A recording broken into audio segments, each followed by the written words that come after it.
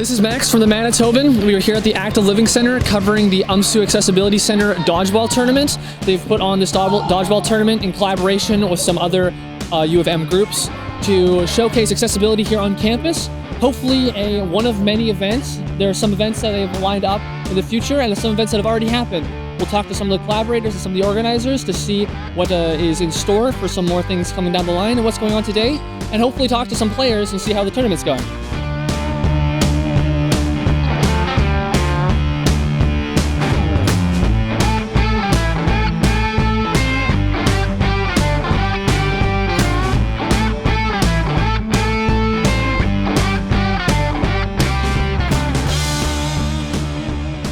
What role do you play putting this on?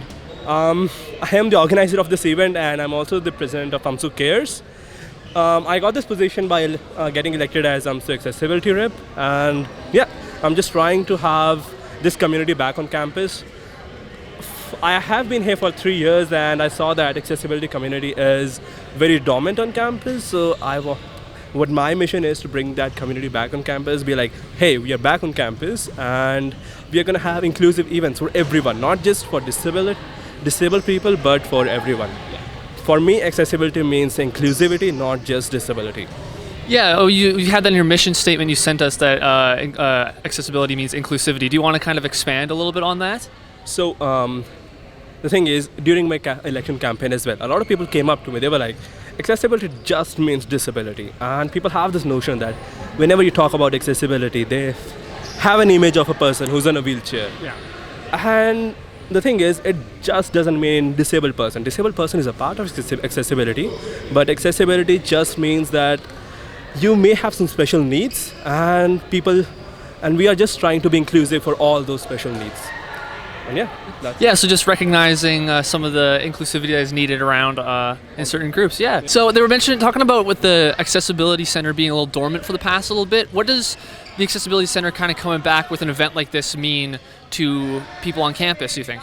I would say the UMSU Accessibility Center has been making a comeback for the last 2 years.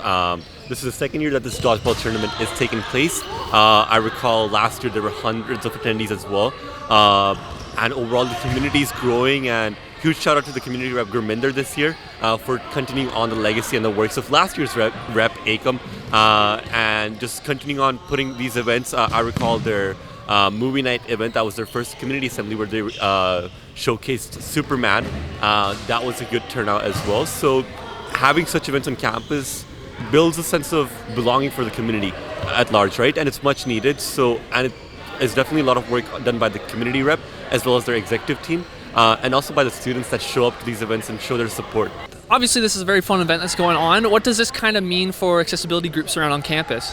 I think it's really important to get active and as much as you can, and yeah, that's a really big talking point right now, is just trying to get people out of chairs and away from behind computer screens and all these things, right? So I think this is a really great opportunity for people to come out, enjoy some food. It's free. Yeah. The mission statement is that accessibility doesn't mean disability, it means inclusivity.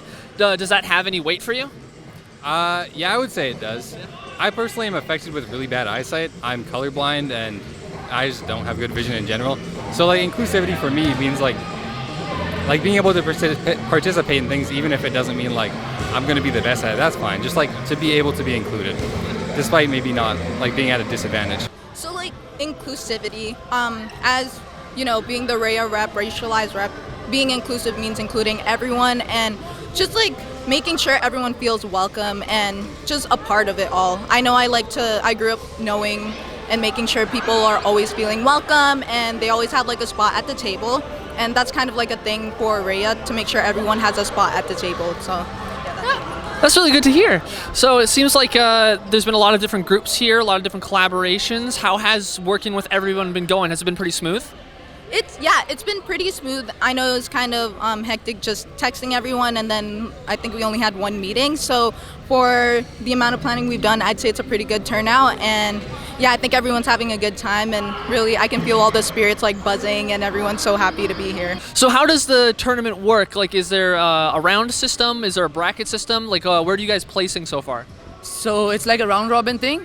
Every team plays against every other team in the tournament, and it's best of 3. So it depends, and the scores are on basis of which team won the most matches. So like so far we have won 3 matches. Green team has won 3 matches, so we're pretty tied. All right, so you hoping to go to the finals then? Exactly. How has it been as a player then? It's good. You like get to meet a bunch of new people and then work in a team with them, and it's like, okay, like how do I win this, and how do I communicate these things to make us win?